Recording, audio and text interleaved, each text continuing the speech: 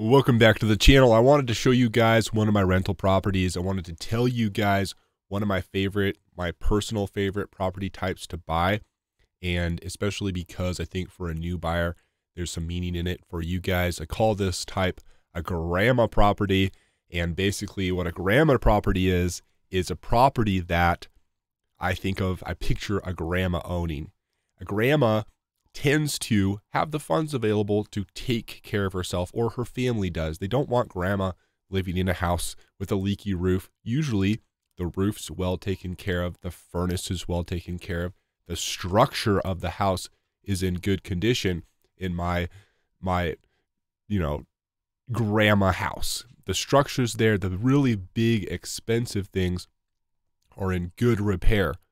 But what the grandma doesn't have necessarily is modern taste, and so the walls will be painted odd colors, the carpets weird colors, basically colors and just outdated appliances and things throughout the house. Basically, the cool thing about a grandma house is the really expensive stuff's taken care of, and the relatively easy, less expensive things to fix are left.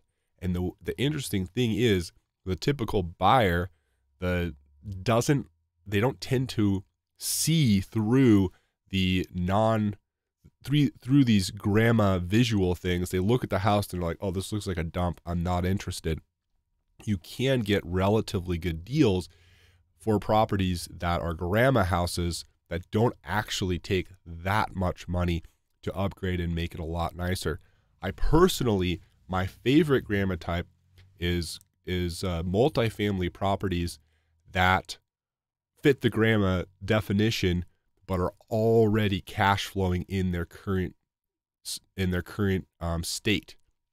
If they're already cash flowing in their current state, then I can take my time and just slowly in turnovers, this is how I've done it, just slowly in turnovers, paint the walls, replace the carpet, replace the poles, or whatever random things are wrong in the house that are usually visual.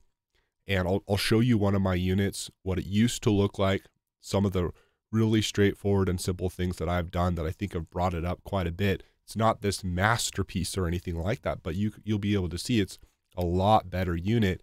And since it is, I can get a little bit higher quality tenant, and I can charge a little bit more than otherwise. I've added some actual value to this property. One of the things that I also want to really emphasize, it's kind of a common trend in my channel, this really isn't, in my opinion, rocket science. Even doing these grandma property repairs, most people can tackle the majority of it themselves. So if you don't have a ton of money and you have a little bit of time after work, you can be adding value to your property by painting some walls, for example. And I'll show you these pictures of my unit and just tell you some of the things that I've done over time to this unit. So this is the triplex. This is one of the first properties that I purchased, and the specific unit, for what it's worth, that I'm looking at is this little top one right here. It's about 720 square feet. But let's just look at what it used to look like. I found some old pictures of it. So this is the door entering the unit, and over here is the garage, but this is the old stairs. And like I said, when I bought this unit, it was rented, and this whole property was cash flowing. So in this condition, it was already bringing in a little bit more money than the expenses were for this unit. And it looked like this. So in my mind, I was like, great, I can just slowly improve this, like I'm saying, and I'll show you the pictures, and this is only going to get better over time. So this is the upstairs, same thing, ugly carpet. And I don't think it's as bad as it looks. I think it's just dirty in this picture. But here's another example of just wood, kind of dark wood window frame that's just kind of doesn't look that nice. A blue wall, in my opinion, just not that nice. A blue room, old carpet. And here's the bathroom, yellow tile, old sink and faucet, old bathroom vanity mirror in here. Just outdated everything. And here's the kitchen, outdated poles on the cabinets, outdated overhead, excuse me, over the stove, outdated stove. but everything works. So also that was a cool thing about it. Everything was working. So it wasn't this immediate urgent need for pouring tons of money in and tons of my time. But over time in turnovers, so turnovers are of course where the old tenant moves out, and it's the time between the old tenant moving out and the new tenant moving in. I would come in, let's get rid of the blue walls this time. Let's paint this unit and it'll add a little bit of value. Sometimes I would go a lot crazier depending on the resources and time that I had available and just upgrading things. But I'll show you, I think I might have one more picture. Here's just another blue wall. But I'll show you what this unit looks like now, and that I really didn't have to do a ton. This unit, of course, is not brought up to this unbelievable, magnificent level. And I'll tell you, these pictures are in the middle of a turnover. I have not cleaned this unit and I'm not done turning it over, but you can get an idea, I think, of just where I've brought this property over time. Pulled out that old carpet that was on these stairs in the beginning, pulled out in the other picture, pulled out the carpet in the living room. I put down luxury vinyl, waterproof flooring, which I really like. And I would tell you that pulling out old carpet is pretty easy. It's a little bit time consuming. Just they have these little tack strips around the edge that you got to pull up and get those nails out. It's not that difficult to do.